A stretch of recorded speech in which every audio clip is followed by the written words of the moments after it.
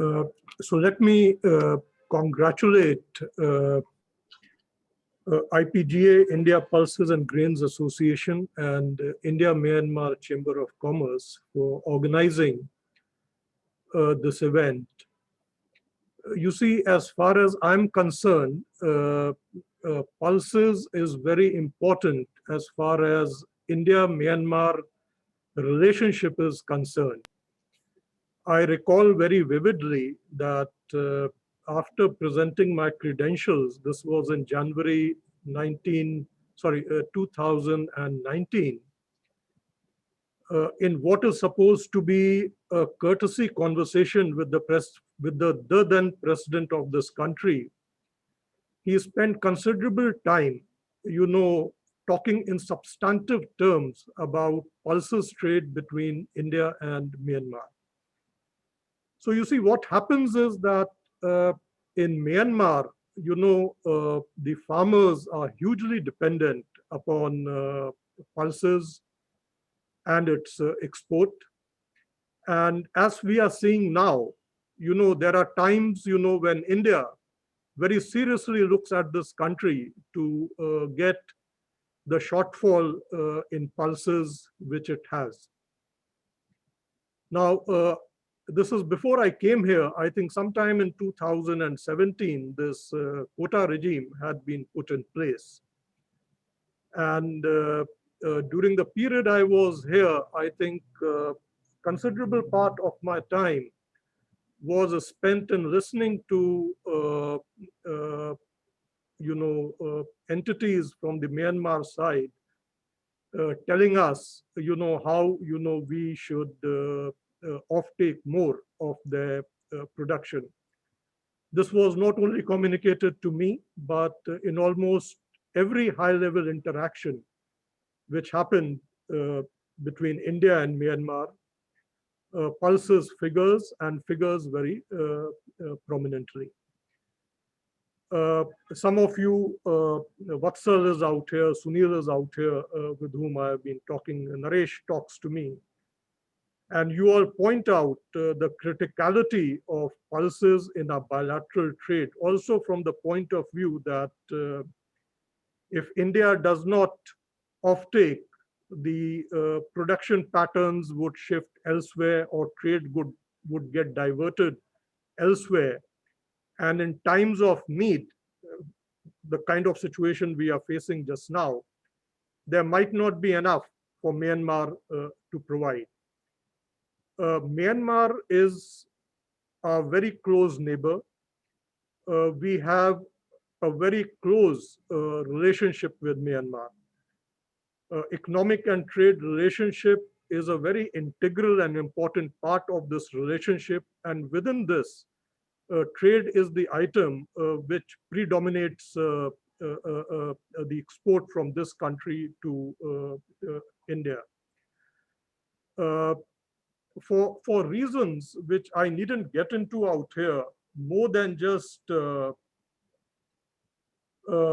pulses going from here and meeting our requirements, I think there is a larger picture in terms of having a more kind of stronger relationship as far as pulses is concerned and providing it a certain amount of predictability and to see what more can be done.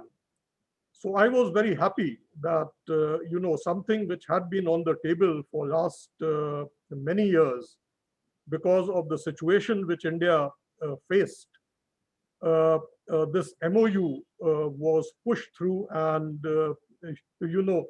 all of us worked at breakneck speeds to get it into place as quickly as possible.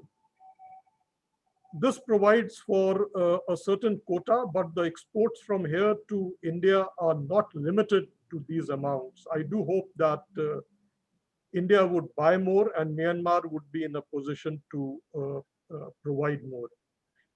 Sunil mentioned these points, two very important points. One is to see what more can be exported from here, like lentils. And in fact, we did this exercise together and we took it ahead to the UMFCCI, which is the local chamber, and they had some discussions with the government of Myanmar.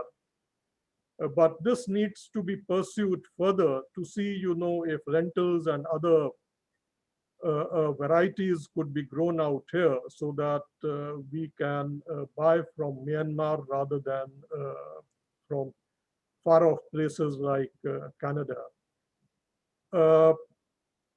Strengthening our trade and economic relationship, as I just said, has a larger rationale, For example, we are building ports out here. Those ports need to be utilized and should have good capacity utilization. And, we are also looking at our trade diversification. So anything which contributes towards that, including additional varieties of pulses, lentils, and other things which Sunil mentioned, I think would be most welcome. The other is shipping. Now, we have a coastal shipping agreement, which I think is under discussion. That could be signed. And to see more direct ways, as was mentioned, of smaller vessels flying between India and Myanmar and having a more direct link. Those of you who are in this business know the kind of situation we had and still have as a consequence of developments in this country, where shipping was very seriously affected, the container costs skyrocketed, and this has an impact. So something which is so integral to India and Myanmar, on which both our countries are dependent, why not take a step ahead and see that if we have some kind of a direct shipping connectivity which meets the requirements. Secretary Consumer Affairs spoke to me, and my ministry was in touch with me earlier to see that impediments which might be there in terms of exports from here to India are removed. And in this context, I had conversation with Sunil and Naresh. And what I was told is that there was, things might have changed, but this is, I think, a few weeks old information, that there was a shortage of 40,000 ton capacity in terms of exports, for which charters were being done. And charters, of course, do not give that predictability, and if something more could be done.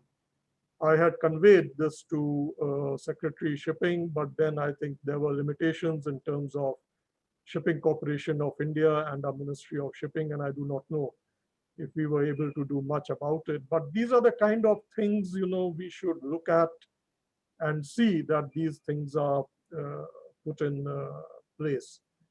So overall, I think all of you know more than me in terms of the nuts and bolts of the trade. You are the people who operate on the ground. But all I would like to say from a larger perspective, that pulses are very important to India and Myanmar relationship.